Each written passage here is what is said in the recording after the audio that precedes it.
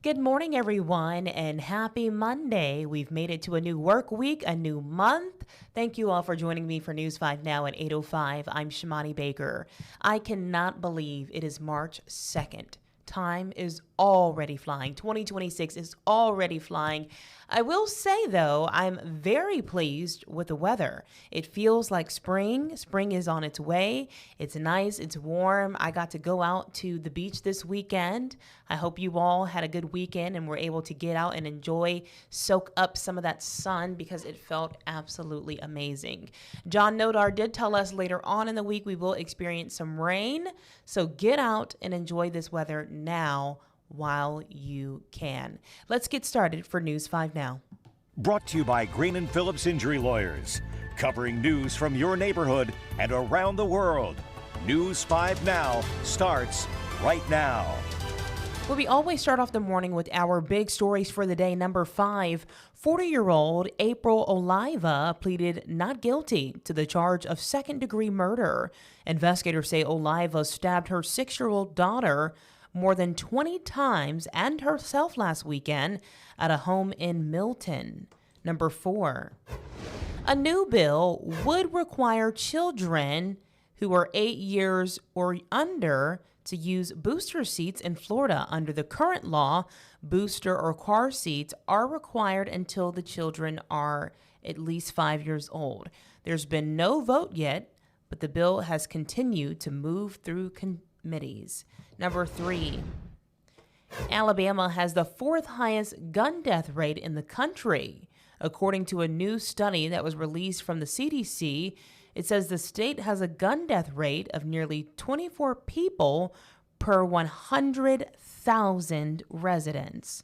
Number 2, the trial for the driver accused of causing the wreck that killed former MAMGA queen Catherine Smith has been rescheduled and is now set to begin on September 14th as the case continues to move through the court system. If you remember, I believe the woman's name is Spencer Strickland, was charged with murder for driving recklessly and allegedly drunk and way over the speed limit and killing former MAMGA queen. I think she was the queen in 2017. Beautiful lady, and also my sorority sister, Catherine Ashley Smith. This happened on Airport Boulevard back in 2024. The trial was originally supposed to start this morning, but it was pushed back until September. And so we just want to make sure that people were aware of that. We will continue to update you all on that case as it goes and moves through the court system. Number 1 this morning, a $15 million grant through the National Fish and Wildlife Foundation will fund the work in the Salt Air area. Mobile County Commissioners have awarded a construction and dredging contract that's worth over $7 million. The Salt Air Shoreline Project will help restore about 30 acres. Let's move things over to our question of the day. Today, that question is, what is an unspoken rule you follow? Mine is to not stand too close up on people in the grocery store. That is one of my biggest pet peeves. So I follow that rule, and I hope that you will follow it as well. That is the worst thing ever. And so when someone is right up on your heels while you're standing in line at the grocery store, like, please, back up.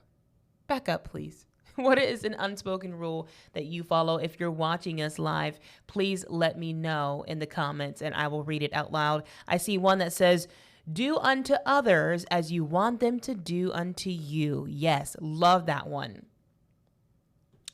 Let's see. Shannon says, I always make sure the mustard is on the meat side of the sandwich. You know, I never thought about that, Shannon, until today. So thank you for that. Maybe I'll follow that rule as well.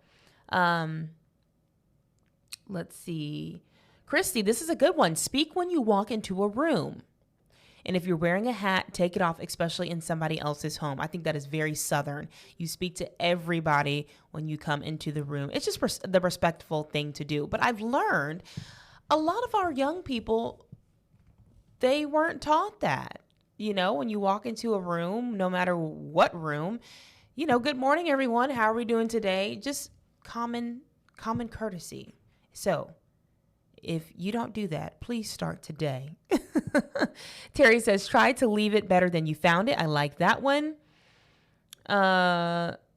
Let's see. Teresa says, when on a road trip, one must announce everything. Look, cows. There's a Walmart. There's a Tesla. I like it. Elvis says, always stand up to talk to a lady. Okay, that's a good one. Somebody says, I have 2. Treat others as you would like to be treated. And if it's not yours, don't touch it. There you have it. Linda says, never lend money to a relative. My. Linda, you must have been burned before. Felicia says, never split a pole. John says, you can't outgive God. We see Earl. Earl says, the only way for 3 people to keep a secret is if 2 of them are dead. Ooh. Bernie, I like this one. When you borrow something, always return it in better shape than it was. I like those. All of those are really good, folks. Thank you for that. Our poll of the day is pajamas at the airport, okay or no way? For me, it's no way. Absolutely not. 240 people agree with me that it's no way, and 81 people say, yeah, why not? It's fine for me.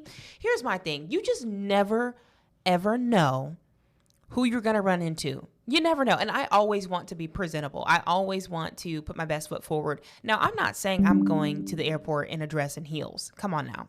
But a nice lounge set, you know what I mean? Good tennis shoes, a nice pair of sandals will suffice. I think, in my opinion. What do y'all think? If you're watching us live, what do you think? Pajamas at the airport, yes or no? It's like you just rolled out of bed and went straight to the airport. To each their own, but it's a huge no for me. What are people saying in the comments?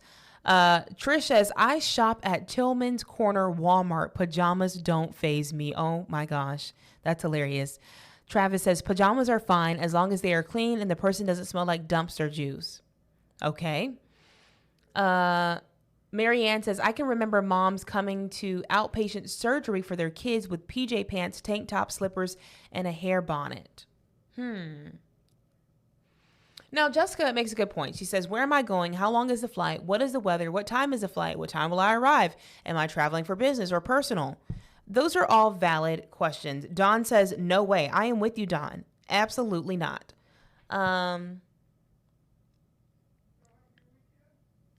Somebody says, well, did you brush your teeth and comb your hair when you got out of the bed this morning? Shelly says, who cares? Wear what's comfortable. And I think that's fair. I think there are comfortable clothing that aren't pajamas, but I don't know. I don't know, guys. That's just my opinion. Chris says it's called clothes and no one can tell you what to wear. Iris says at least they are covered up. Katie says never even question people who wear PJs at the airport. Again, to each their own. Aaron says no airport, only in my own home. Rose says, when I grew up, you wore your Sunday best to airports and doctors. Times be a-changin'. Cindy says, on a plane, yes, pajamas are welcome. Rachel says, please keep your PJs at home. I love it. That is hilarious. Listen, there's no right or wrong answer, folks. We do want to hear from you. Whatever your opinion is, make sure you share it on our Facebook page. Just search up WKRG if you haven't already. Like and subscribe to the page first, and then chime in on those questions and polls of the day. Thank y'all, folks, once again for joining me this Monday morning. We are off to a beautiful start today. You really won't need those jackets if you're headed out to work or school, or those umbrellas. So a very pleasant Monday, a very pleasant start to our March.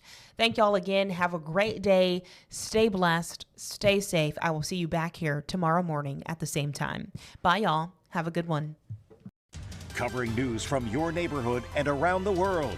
You are watching News 5 Now, brought to you by Green & Phillips Injury Lawyers.